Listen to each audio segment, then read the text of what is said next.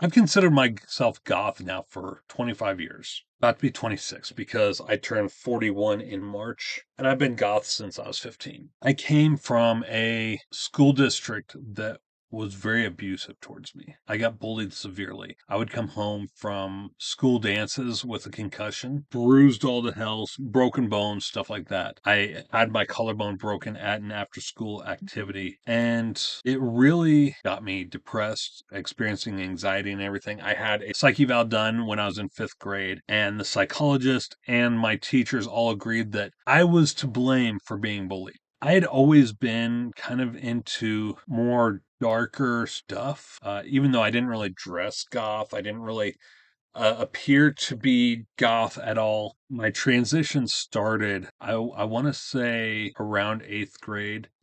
As a kid, I really loved the Addams Family movies. I really related to the Addams Family. The movie Casper, I really loved. Three very goth movies for kids. And then The Crow came out. I really loved The Crow. I loved Tim Burton's style in the 89 Batman and Batman Returns. Those very gothic, very noir styles. So I really resonated with those. And at the time, my favorite wrestler was The Undertaker. Still is. All time favorite. And so I resonated with him. And the movie Spawn came out. And I asked for the soundtrack for Christmas that year. I got that and the Men in Black soundtrack. And I really loved the Spawn soundtrack. Even though my mom was very hesitant on if she wanted to give it to me or not, because she looked at the song list, there was a song on there called Satan, which all it was techno with the word Satan repeated over and over. Metallica's For Whom the Bell Tolls in a techno remix. So many other great songs that I really related to. And I really related to the Pro soundtrack too. And that combined with what I had experienced in intermediate and junior high school, which today would be considered middle school, because intermediate school was 5th and 6th, junior high was 7th and 8th. And later on, they added 4th to intermediate school as well. All of that combined really started pulling me more towards a gothic lifestyle. And then my grandfather sold the family farm back in 1998. And we were forced to move to this trailer park in a new school district, which I hated to see the family farm go because it had been in my family for well over a century at that point, and that's where I grew up. But at the same time, I did want a fresh start in a new school district where I wasn't bullied so severely by students, by teachers, by administration. And the school district we moved to, the school had about 300 students total. My freshman class was the largest class in the school, and it was like 30 some odd students, somewhere around there, maybe more, maybe like 60 or something like that. I can't remember. I'll have to go back and look at my yearbooks. But I was the only goth kid in the entire school. When I came in my freshman year, I presented myself very antisocially because I didn't know what to expect. I didn't want to be bullied the way I was at my previous school and treated the way I was. I presented myself very antisocially. I developed a few friends, but none of them were into goth like me. There were individuals who were part of alt culture, hotheads, stoners, metalheads, new metal, stuff like that. One of them was a senior my freshman year, and he was kind of in the same boat as me. He didn't really care in school. He slept through his classes. We met my freshman year in pre-algebra. He wore all black too, but he was more of a metalhead. He had long hair, wore all black, but I wouldn't consider him goth though. It's more of a metalhead who looked more grunge, I guess. And we talked occasionally. I was the only one who ever really talked to him at school. And we didn't really become friends until, I want to say, my junior year. I saw him one day at the Decatur celebration, and we kind of started talking, started hanging out after that. But for my freshman year of high school, one of the first things I did, and this isn't very goth because goth isn't really about violence. But I was at a point in my life where I was just so tired and so depressed. I was so tired of being bullied and harassed and everything. That one thing was a couple of guys, they offered my brother, who was 3 years younger than me, weed. And when he said no, they threatened him and said, if you tell anyone, we'll kill you. So I grabbed an axe. Not really my finest moment. And I wasn't planning on using it. I just wanted to scare them when he told me about it. I went after them. This kind of added to my reputation of being crazy, which I kind of wanted, but didn't want at the same time. I wanted it because I didn't want to be bullied anymore, but at the same time, it left me with a reputation. I got made fun of it for years after that, with my family and the little group of people that were closest to me. They found me one day while I was rollerblading, and they beat the shit out of me. They jumped me, and I couldn't really fight back. I was on rollerblades, and I wasn't that good on rollerblades either. So all I could do is curl up into a ball and just let them kick me, stomp on me and stuff. Until this one guy came and he helped me out. He chased them off and helped me home and everything. We became really good friends after that, bonded over comic books. And his sister was a really good friend of mine too. Neither of them were in school, they were in their 20s. I started to get that reputation back that I had at my previous school. And I didn't want that reputation back. I didn't want to be bullied again. So I found there was this junior. He was the biggest, meanest junior in the school. Guy in the school, really. Even seniors were afraid to mess with him. He looked like Vin Diesel with hair. He started messing with me and going by in his car, screaming vulgarity at me, calling me the F word and stuff like that. That I'm not going to repeat here. And so finally, I had enough, and I called him out and I challenged him to a fight. This was in October of my freshman year, I want to say. So the entire school was talking about this fight that was going to happen. We scheduled it for Friday, and we were going to meet after school at the trailer park and fight. Well, the day before this fight was going to happen, this kid, as I was getting off the bus, he decided to attack me. No, it was at school. He attacked me, and he jumped on my back and started trying to choke me and everything, and was hitting me in the head while his other arm was choking me. So I grabbed him, flipped him over, and about that time we see these teachers sprinting down the hall, coming at us, to separate us and everything.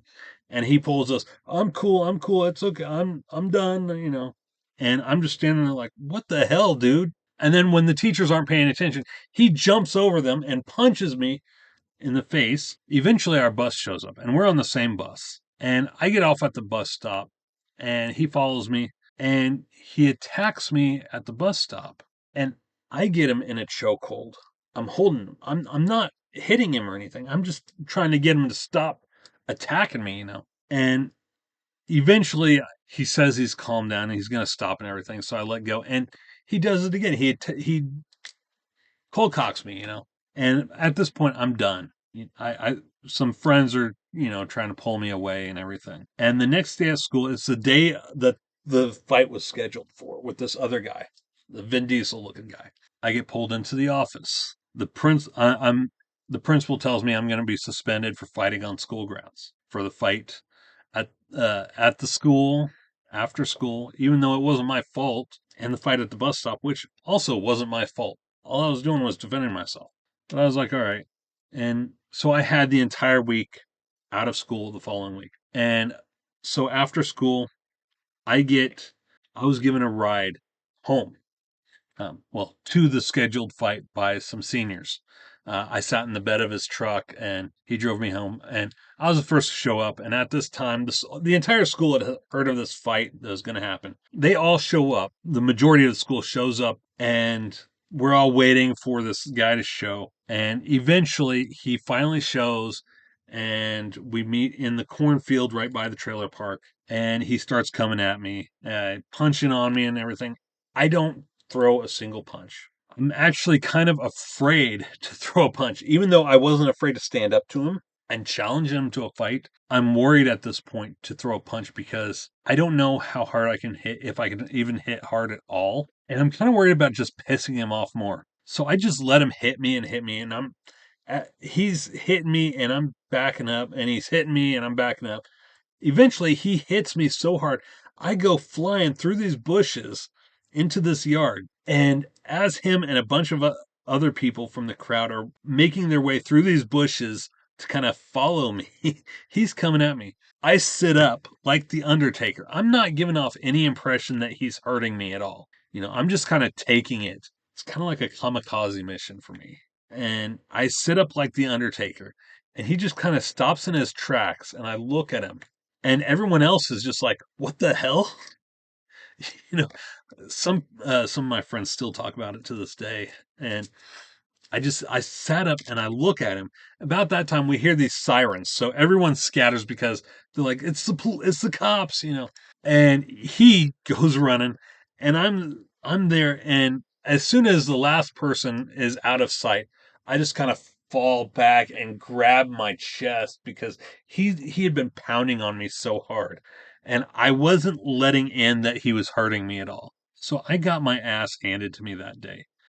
And since I had the entire next week off from of school for being suspended, I didn't have to hear about it or anything. Most people even forgot it even happened. No one talked about it after I came back to school. But I had earned this guy's respect to the point where we were in the same PE class the following year, and I was one of the first people he chose to be on his basketball team. It was weird, and he never said another word to me after that. If he saw me in the hall, he would just kind of nod at me.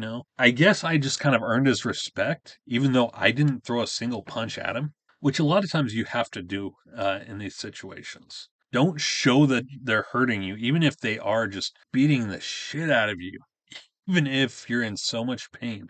That pain will go away. The respect, though, will last until you do something to lose their respect. But that kind of helped seal my reputation in that school. I didn't really get messed with after that. There were a couple guys that they would try to screw with me, hit me in the back of the head and stuff, and I didn't want to fight people, so I held back a lot to the point where I would get so pissed off. I would just be in tears. And my favorite teacher, he was a driver's ed teacher. When he saw me getting to that point, he would kind of pull me aside. He'd take me, either out in the hall or in the locker room where no one else was and just let me break down.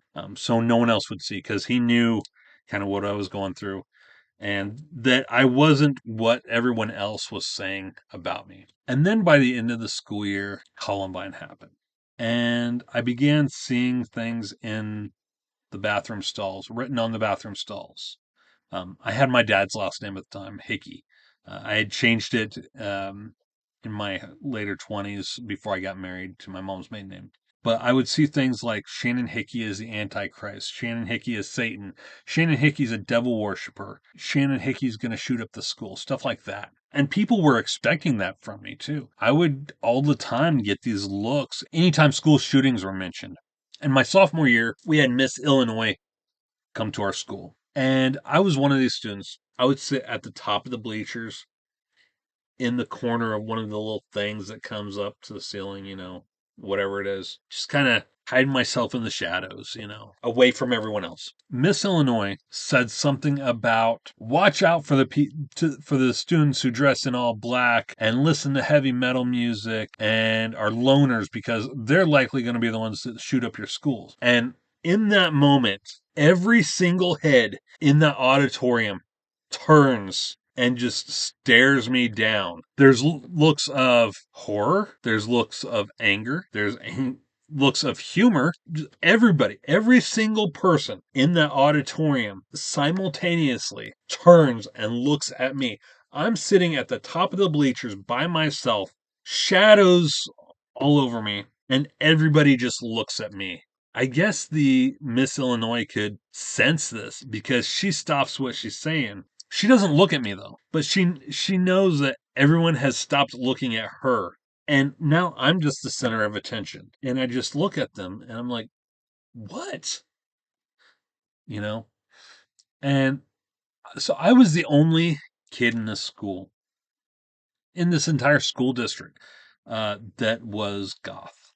And there was no real goth scene in our community.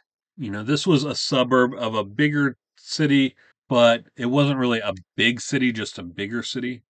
You could travel across the entire uh, city in like 15 minutes from one end to the other. There was no real goth scene, and I didn't really cruise the strip El Dorado at the time to meet any other goths, if there were. I hadn't really heard of any other goths at any other schools. I'm sure there were some, but I think the majority of them were like metalheads. Um, a lot of them were like Marilyn Manson fans and stuff like that, but none of them were really goth. So I didn't really know much about goth music, I didn't know much about the goth scene at the time. Just what like documentaries I had seen, stuff like that. I listened to the music that spoke to me. A lot of that was metal. Some of it is considered goth by today's standards. It was just whatever spoke to me. I didn't know at the time that there was this whole thing where in order to be goth, you had to listen to the goth music. I considered myself goth and didn't know these rules that are presented by the majority because, like I said, there was no real goth scene in my area, really. I'm not even sure if there was one in Springfield at the time, which in my area is around Decatur, Illinois. I don't live in Decatur, but that's the closest city to me. I live on the outskirts, and Springfield is like 45 minutes away. And I was just getting into MTV. I had just started listening to Rob Zombie and Metallica. I barely knew who Marilyn Manson was. The first time I'd heard of Marilyn Manson was in junior high. My home ec class, the teacher mentioned Marilyn Manson. And I was like, who's that? Who's she? you know, it wasn't until, maybe my sophomore year of high school. My cousin introduced me to Marilyn Manson's music. Until this time, I had listened to darker music, heavier music, but it was mainly only music that spoke to me. And to me, that's what goth is. Goth, it may be musically centered, a musically centered subculture, but individually, we decide for ourselves what makes us goth, what makes something goth, what makes music goth. There are things I consider goth that speak to that part of me that other people might not consider goth. I came in, my introduction into goth was through film. Films like The Addams Family Values, Batman 89, Batman Returns, The Crow, Spawn, stuff like that. That was my introduction to goth. And that's what spoke to me. That's what reached into my soul and made me feel more like myself. I'm doing my office in a goth theme. Um, as you can see the paneling up here. I'm waiting. Since I'm in a master's program, I don't have a whole lot of time to work on this, but I've got some wallpaper out in the garage. It's velvety, very with some like fleur-de-lis type stuff, very gothic looking. That I'm going to put up on the walls in here once I replace the paneling in here. I've got skulls all over in here on my library. Horror books, true crime, a lot of old school horror there. But yeah, for me, goth is a lifestyle. Goth is a personality. Goth is an aesthetic. Goth is art. That's my story of how I became goth.